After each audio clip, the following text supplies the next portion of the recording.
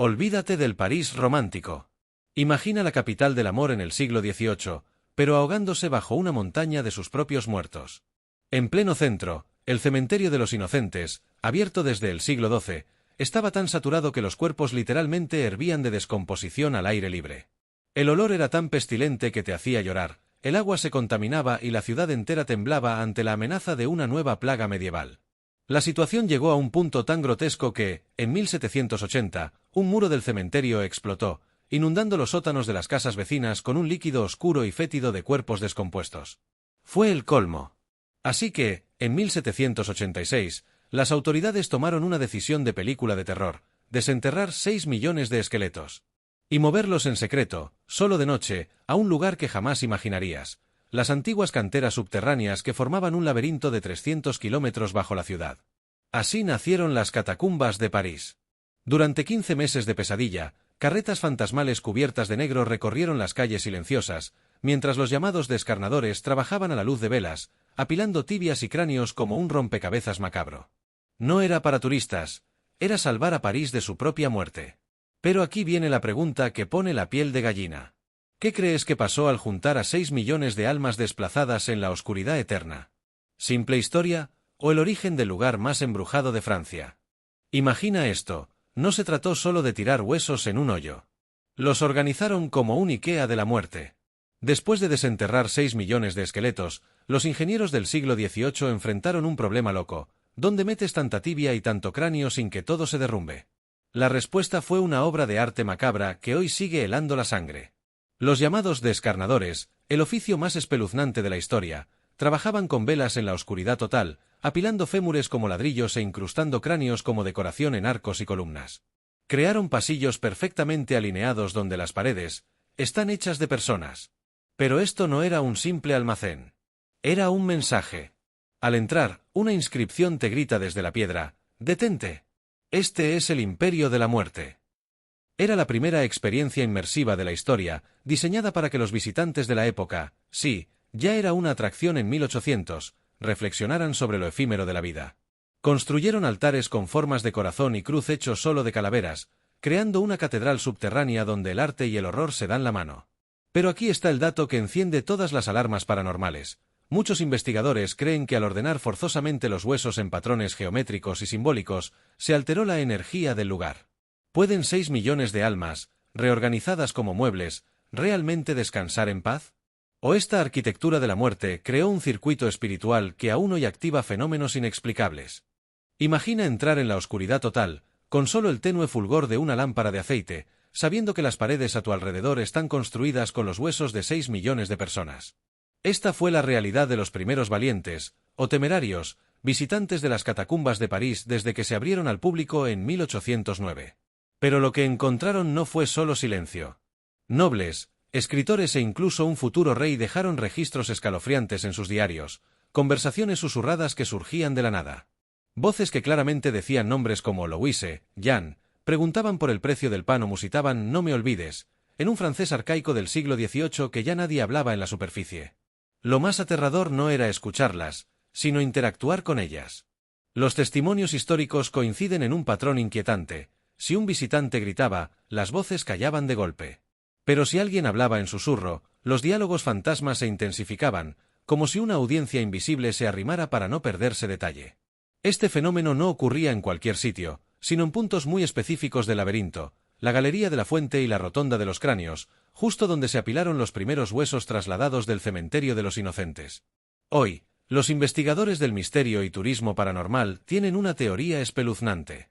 Creen que el trauma colectivo de millones de almas desenterradas y movidas dejó una especie de grabación espiritual en el lugar, una energía emocional atrapada que se reproduce bajo ciertas condiciones.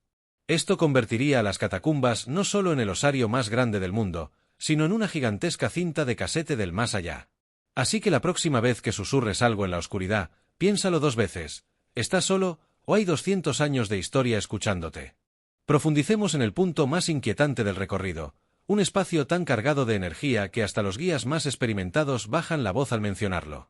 No es una simple rotonda, es una cripta circular diseñada con precisión geométrica donde los cráneos no se apilaron al azar, sino que forman altares con forma de cruz, corazón y símbolos masónicos, dispuestos con una intención que trasciende el mero almacenaje. Esta capilla secreta, ubicada en un cruce estratégico de túneles, ha sido desde el siglo XIX un punto de encuentro para sociedades ocultistas que buscaban, según registros de la policía parisina de 1890, comunicarse con la legión de almas confinadas.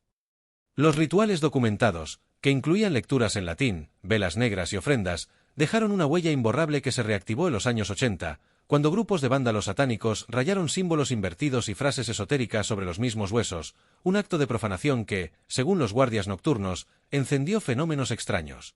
Sombras que se mueven contra las leyes de la física, golpes sincronizados desde múltiples direcciones y una opresión en el pecho que solo cede al abandonar. La sala. Hoy, este sitio es considerado por investigadores del turismo paranormal como un potencial vórtice energético, donde la intencionalidad ritual humana, pasada y presente, interactuaría con la energía residual de millones de muertos desplazados, creando un caldo de cultivo perfecto para lo sobrenatural. La pregunta que aterra no es si hay actividad aquí, demasiados informes coinciden, sino que pretendían abrir o invocar a aquellos que realizaron rituales en el lugar más cargado de muerte de París. Este capítulo explora la peligrosa intersección entre la curiosidad macabra y el ocultismo, sugiriendo que algunas puertas, una vez entreabiertas, quizás nunca vuelven a cerrarse del todo. Piensa en esto. Antes de que las catacumbas fueran una atracción turística, incluso antes de que estuvieran terminadas, algo ya habitaba allí abajo. Estamos en 1786. Grupos de hombres conocidos como descarnadores trabajaban de noche, a la luz de velas, moviendo huesos de millones de personas. Eran tipos duros, antiguos sepultureros o carniceros, no se asustaban fácilmente. Pero pronto empezaron a susurrar entre ellos sobre los antiguos dueños, presencias que parecían seguir sus propios restos por los túneles. Reportaban sombras que se movían sin fuente de luz, susurros que repetían nombres de cementerios como Saint-Innocents, y sobre todo, la abrumadora sensación de ser observados por una multitud invisible. La primera aparición oficialmente registrada llegó en 1802. Un inspector llamado Laurent escribió en su informe haber visto algo que lo dejó temblando, una mujer con vestido desteñido, flotando sobre un muro de fémures en la galería oeste. Lo espeluznante es que su descripción coincide exactamente con relatos que llegarían décadas después. Pero el verdadero terror ocurrió cuando las catacumbas se abrieron al público. Entre 1809 y 1815, militares napoleónicos, nobles y poetas románticos salían de su visita con historias idénticas, figuras pálidas que se desvanecían al acercar la lámpara y coros de murmullos que surgían de detrás de los cráneos. Esto nos lleva a una teoría aterradora. ¿Y si al reunir los huesos de 6 millones de personas, no solo crearon un osario, sino un ecosistema espiritual? Un lugar donde la muerte dejó de ser solitaria para convertirse en una comunidad eterna, consciente y quizás resentida por su hacinamiento en la oscuridad. Las catacumbas de París son mucho más que una atracción turística o un osario histórico, son un testimonio monumental de cómo el miedo, la muerte y la memoria se entrelazan bajo la ciudad más romántica del mundo.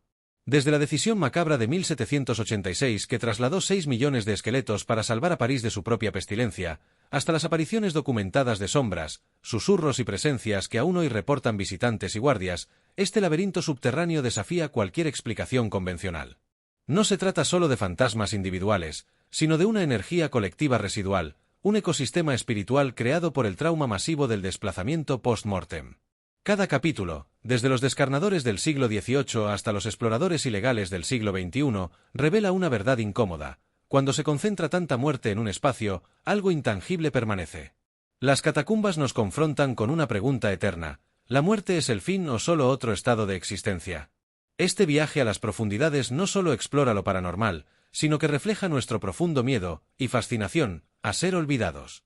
En la oscuridad, entre huesos y silencio, el pasado nunca está realmente muerto. Solo espera a que alguien encienda una luz.